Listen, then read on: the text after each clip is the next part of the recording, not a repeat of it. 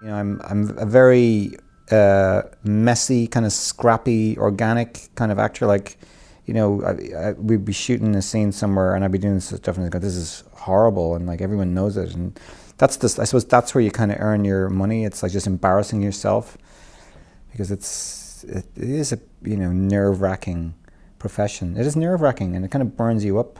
But the rewards are interesting, and it's addictive, and it is a very strange job. You know, people don't really kind of acknowledge that enough. It's a strange thing to do. It really is, and now I think it's normal. Sometimes you think, you stop and you go, what do my family think I'm an asshole? Are my kids okay? Am I okay? Is this a mental illness? Filmmaker Magazine presents Back to One with Petyr Rinaldi. Aidan Gillen is an actor. He sat down with me in a hotel room in Midtown Manhattan to talk about the work. Is there a general way that you initially approach every character you do? Is there an initial process that you begin to do? I was going to say there's probably not a constant process, but there is something that I do, and there's probably more than one thing that I do, but there's one thing I always do is I always read it out loud. Even the parts that aren't like everything? Yeah, well, yeah, usually, I mean, I do everything, like just read the whole script, the state, like the directions, all of it, but particularly the dialogue. I mean, I'll read the other stuff too, but not, it doesn't have to be that. And that will be not just a job that I know I'm doing, but say if somebody sends us a script, and I'll read it out loud to see if I feel like I'm kind of, I can actually say the stuff, to see if I've got any good, you know, initial instinctive responses to it. And there's loads of times I can do that and go, this isn't that good, or I'm not the person for this, which is kind of hard sometimes, because I have turned down things that I know I'm the wrong person for. Because I've been the wrong person in the jobs a couple of times. It hasn't happened that much, but there's nothing worse than that, and it makes you want to give up. You know, because it's horrifying to have to go out on a stage, for instance, for like maybe a few months, and thinking, you know, I'm not the person for this. I'm doing as best I can, but you know, I may not be the right person. So getting it right and making sure you're the right person for the job is important. But I'm so curious about that though. What makes you think you're not the right person? Because I'm sure there's a point before you fully feel comfortable in every role where you feel like this is not. Yeah. Well, it usually works out. You know, then it's either, you know, because you make it work out, or because the people who wanted you to play it in the first place were right. I've definitely had things put my way, and I thought, really, me for this? And then it's worked out, and you go, all right, okay, they had an instinct, and they were right. And I think it's seldom enough happened to me, but the couple of times it did, it's kind of, you know, the only time it makes you feel like I don't ever want to inflict this on myself or others again, because that's how intense the intensity of acting. You know, trying to explain it to somebody without sounding like, you know, you're over,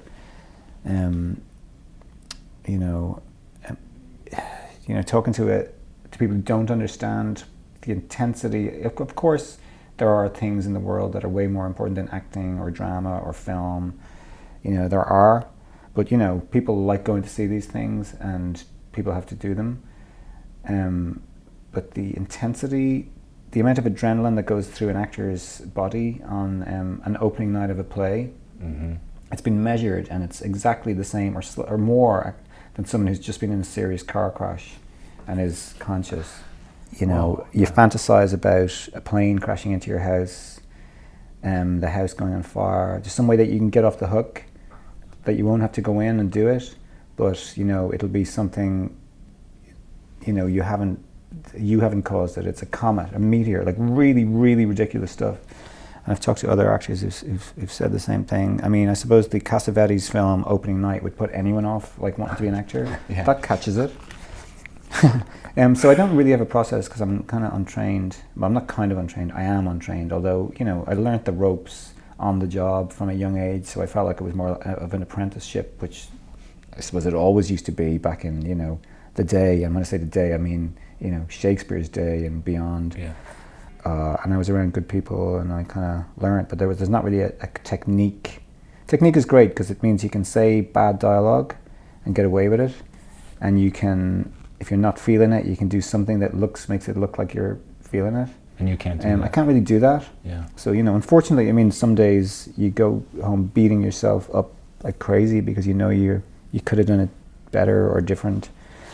The reality of that also is, to the outsider looking at it, the difference is very slight, I think it was maybe Conor McPherson, the playwright and filmmaker and screenwriter, said, I think he had mentioned this to me once, that the difference between what you think is a great performance, say you're doing a show down the road there somewhere, and for those of you listening, we are actually quite close. We're in New York, and Broadway is just down the road. Mm-hmm. And what you think is a horrible night, it's tiny. It can be tiny. Yeah. And of course, if you think you're doing, it's not going great, it'll, hamper you, and you might be, in some kind of psychic pain throughout the night. But the difference, if you're properly rehearsed, is minimal. The other thing he pointed out to me that I hadn't ever really clocked is that actors are extremely superstitious, and both, if they had a sandwich, they had a particular thing in their sandwich on like the first preview, and the first preview work, they have to have the same sandwich at the same time the next day, and there's a lot of kind of stuff. And then I thought, actually, I do all that stuff. So there's the reading out loud. Yeah.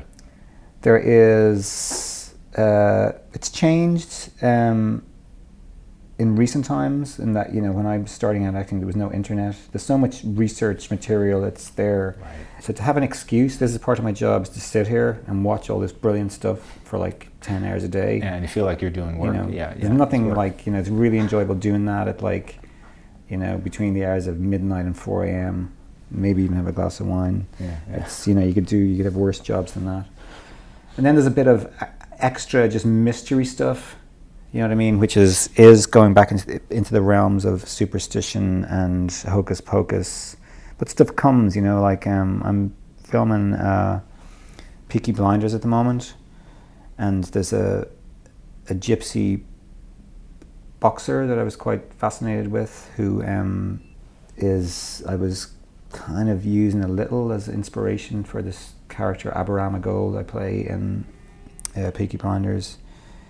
And even though this guy was in his heyday in the 70s and 80s, like the 1970s and 80s, and the stuff we're doing is set in the 20s and 30s, I had a day off, and I was feeling like I wasn't really sure how to play a scene, so I thought, I'm going to find out where he lived and where he's buried. And I just took several buses and trains, and ended up in this cemetery, and I found my way. I'm going to arrive in this little town, I'm going to sniff it out, I'm going to find it, and I'm going to walk around, and I'm going to find where this man's buried, where his grave is. And I did. And it was easy. I just walked. I found it without even knowing where it was. I just walked towards it. Wow. And that's complete bullshit, it's just luck. Yeah. But then I sat there for 20 minutes and waited to see if anything happened, and it didn't. But the fact that I'd gone and I'd done that, and the stuff I saw along the way, the stuff I saw on the train, the interaction I had with the woman in the shop, the petrol station, there was all these different little things that made sense, and so, did the scene and got some inspiration from having done that. But then I was reading his autobiography, and there was this stuff started coming up, like retro post the trip, which was like, oh fuck, I walked straight to that bar. There was a place called the Black Swan, and I went out of my way down this lane thinking there'll be something down here, and then it turns out he had a boxing gym over the Black Swan. And it's not, I don't really read anything into it, it's not magic, but it's this is the opposite of drama school. Drama school is probably about speaking and like fencing and technique, whereas I'm thinking, if I walk through here, the wind is going to blow in a particular direction, and it's more into far more ethereal stuff. But that's the way I know. And do you take this approach on the set, Whereas other people around you are tapping into their technique. Maybe it's a bad day for everyone. Maybe and they're tapping into their technique to get back in the present. And are you using some other thing that, like you're talking about? I don't know. I know that I don't like something that's happened on various jobs, and particularly in theatre, and particularly on theatre in the UK. There's people sitting around rehearsal rooms wanting to talk about what they're about to do. I'm going to tell you exactly what I'm feeling. This is what I'm feeling in this scene. This is what I'm about to do. This is what I'm thinking. And I'm thinking, I don't want to know. I don't want to know what you're thinking. And I don't want you to know what I'm thinking. And let's not even have this conversation. Yeah. And a lot of directors, and they kind of support this kind of thing where everyone tells everyone else what they're up to, which kind of takes away. It's like rehearsing for film. Yeah. I know it's worthwhile doing if there's like a technical, like a camera move or whatever, blah blah blah. But I've worked with a couple of directors. The first guy who I really noticed, not only did he not like to rehearse in film, but he liked the actors to meet for the first time on camera in the scene. And there's a guy called Dominic Savage. He doesn't write dialogue. You've got to do your own dialogue, but it's not like a total improvised. Some improvised dramas, you find people they're just kind of talking about nonsense because there's no parameters, Right. Whereas the scene is written, the script is written, but it's like Aidan walks into a hotel room with Petyr, and they discuss maybe they're going to go on holiday, but Petyr doesn't want to go to Turkey for some reason, and it may not even be as specific as that, or it may be Aidan and Petyr walk into a room. Petyr confesses that he's murdered somebody, or whatever. But that's it as far as dialogue goes. So it was a really exciting way of working. But the thing I loved that. And there's a certain amount of preparation that goes into it. Particularly this thing was about the financial crash, so you needed some of the jargon. You had to have some stuff prepared, but not too much. But the thing I really liked about it is that there was no rehearsal, because often, when they set the camera up and the actors do it for the first time, stuff happens the first time you do it that it just isn't going to happen again. And it just can't happen again. It's just some little spark, and that's the stuff that cameras pick up. The big stuff is too big. Right. But on a set, I don't really know, it's not always the same everywhere. I know I don't like to talk too much, and that I like to save my energy. There's often a lot of chat goes on, and people talking about gossip and acting and theatre stories and all this stuff. But I was doing a play here in New York in 2003 on Broadway there. It was called The Caretaker, a Harold Pinter play.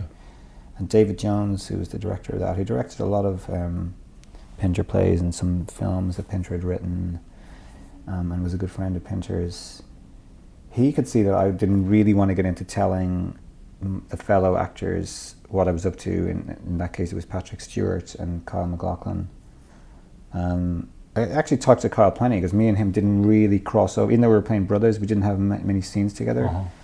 But I didn't really want Patrick Stewart to know what I was up to, and he was probably the first director I'd worked with who actually came up to me and said, "I see what you're doing, and just I want you to keep that up.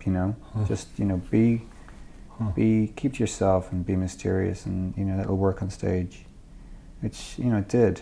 And do you think he was frustrated by it, Stewart? I don't know.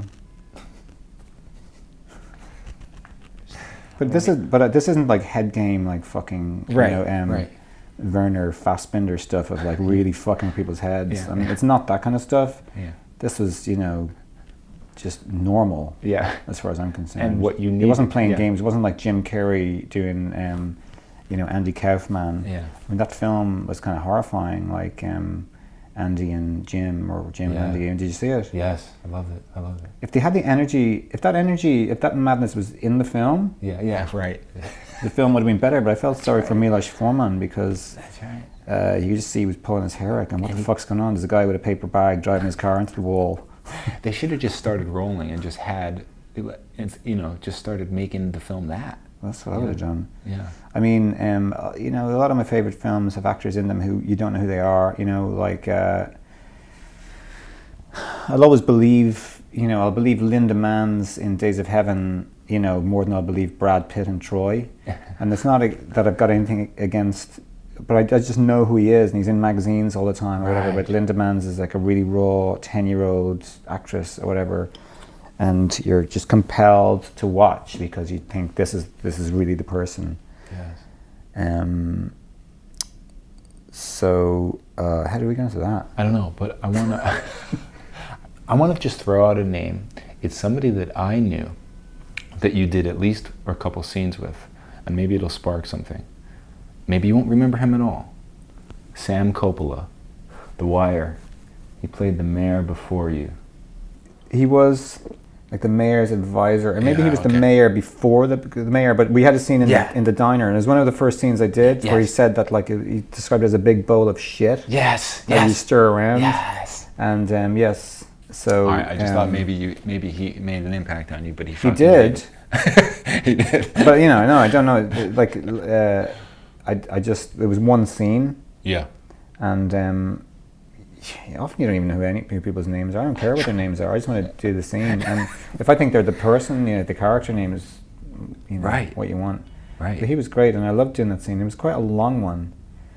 You know, when you're jumping into something like that. I mean, I was confident enough. Yeah. But like, it was good to have a meaty scene, but to have people who have like a generosity of spirit, knowing that you're kind of just starting, that you might be nervous, and that, like, you know. Yeah. And the best thing they can do is just be their character.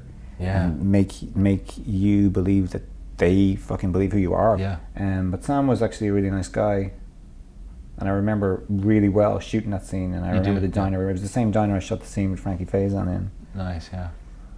Yeah, Sam was a great. Where I kind of say, what kind of sandwich would I have? I don't, you know. They say, oh yeah, you count some, and you'd have this sandwich. You know, it was just, I mean, how did you?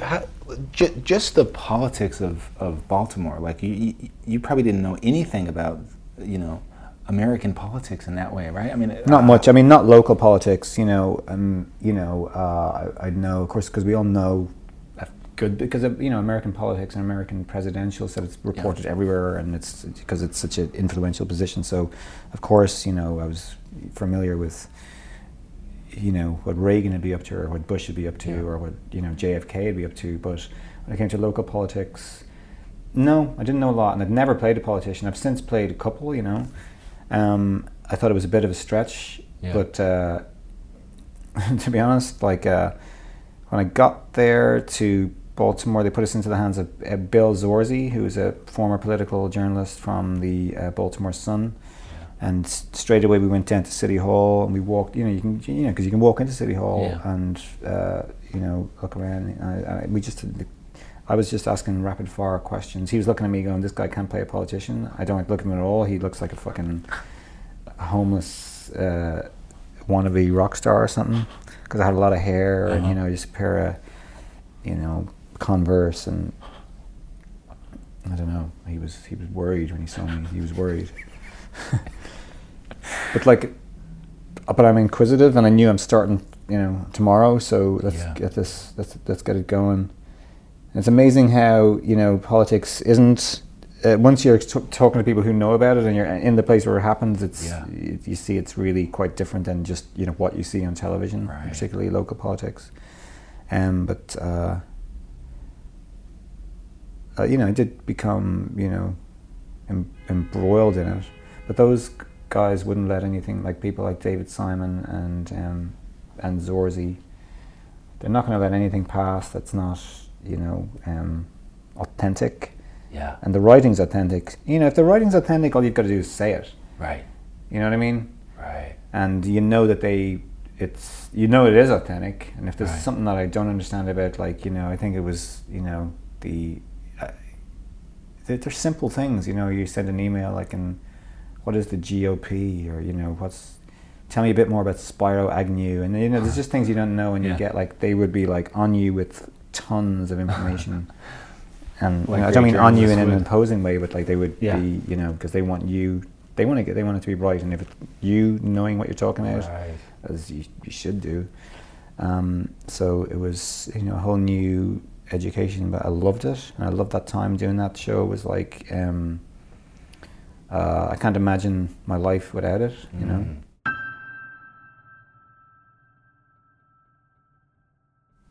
I know you must be aware of how much people hate your character on Game of Thrones, right? But has that ever affected the performance in any way? Other than you want to try and make people like you, which is always fun if you're playing a villainous role. You always try and I want people to have sympathy for me. I want people to have, and I played a few villains, and I always try and make people like me if I'm playing a villain. And no, it doesn't. It's a character, and you're supposed to not like them. I'm trying to make them like me. I've had more people say to me, "It's really weird, but I like you," than that have said, "I don't like you." Huh. And that's the effect that I was aiming for. So you feel like that's when the real success happens, instead of people saying, "I hate you," but I like you. Right. That's so cool. You're at Comic-Con now. I mean, that must be I once was there, and I will not be going again. I mean, just as a person in there, why on earth? You don't seem like the kind of guy that would like that kind of thing. I'm there because I'm playing the lead in a show that's been launched at Comic-Con, so I have to be there. And you're forced. No, I'm not forced. It's part of the contract, but I'm not right. forced. I understand how this stuff works, and we're in a safe environment there. It's not like I've got to sit there and sign pictures with an envelope. My idea of Comic-Con, because I knew actors had done it, they said, it's great. You bring your mate, you have a bag, and people sign a picture, and they give you a 10, and I kind of love that in a way. And then you come back in the plane. Like somebody was telling me about an actor who's now really well known, and he was well known then, but he's a real star now. But that he'd come over to Comic-Con, but he brought his friend with him because you can only take a certain amount of cash through customs. And he signed all his photos, and they had $5,000 each in fucking bags, and brought it back because I think it was the limit was $5,000 in cash, which I think is. I like that old school economics. I'm going to go and do some stuff to do with my craft. People like the stuff I've done. I'm going to come home with a bag of money. I like it. Yeah. I'm not into doing that stuff. Yeah. But the whole fan thing, particularly if you're working in a fantasy or sci-fi. I mean, the fans are what make that. They really make that stuff. It's them being passionate about it that makes that stuff happen, and that makes it huge. And I don't have any issue with it at all. I mean, so we go along, we do a panel, we do a couple of interviews. That's it. It's not actually that hard. Mm. So I did San Diego Comic-Con. I did this one, and I get invited to a lot of them. Yeah. I've never done them. I get invited to a lot of these things, and you can get a serious, paycheck for just showing up. Right. Transylvania Comic-Con sounded interesting, and I was tempted on that one, but I didn't go. Sounds like a trap, but it doesn't exist. I came back, but I had no blood.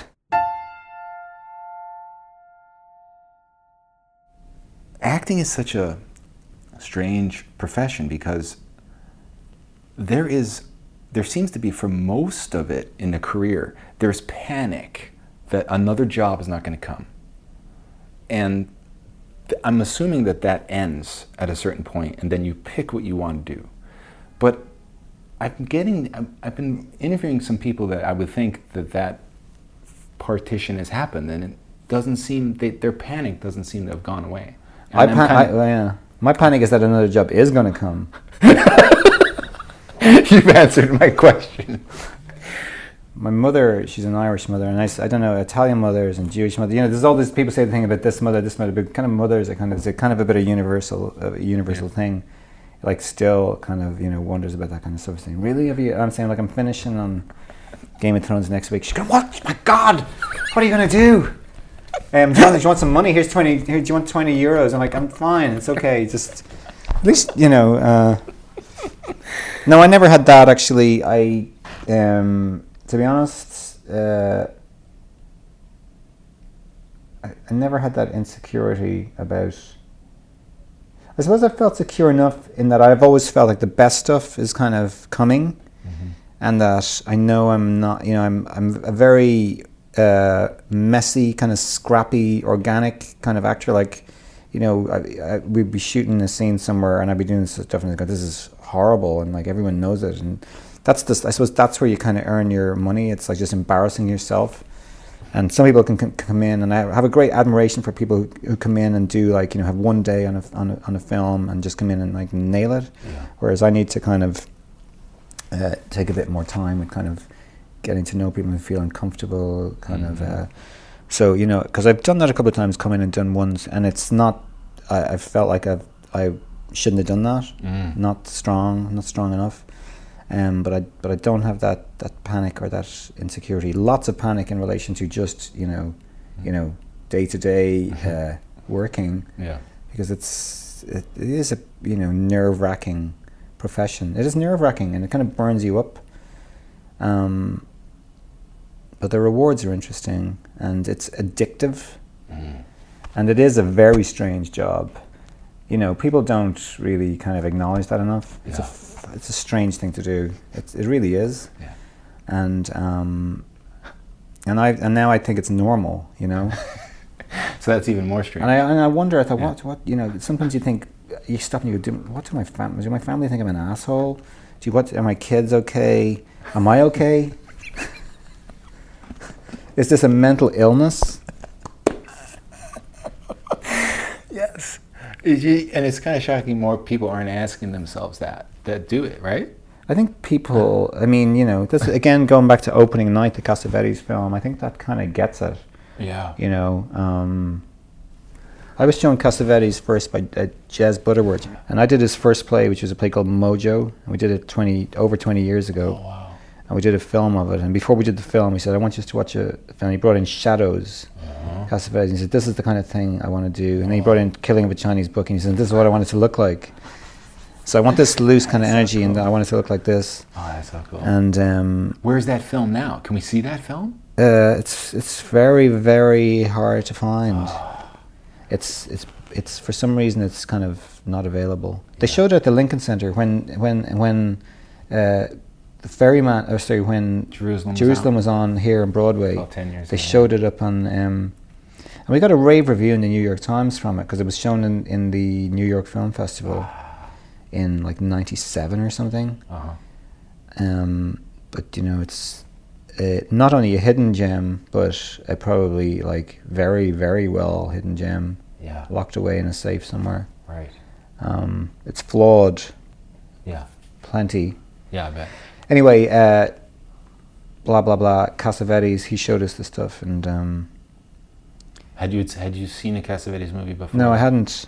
And then another filmmaker I worked with, the guy called Jamie Thraves, who I've done a few things with, had similarly before we shot a film called The Lowdown, which, speaking of lost gems, was recently in the Observer newspaper, which is the Guardian Observer, was kind of named one of 30 like hidden lost gems of cinema,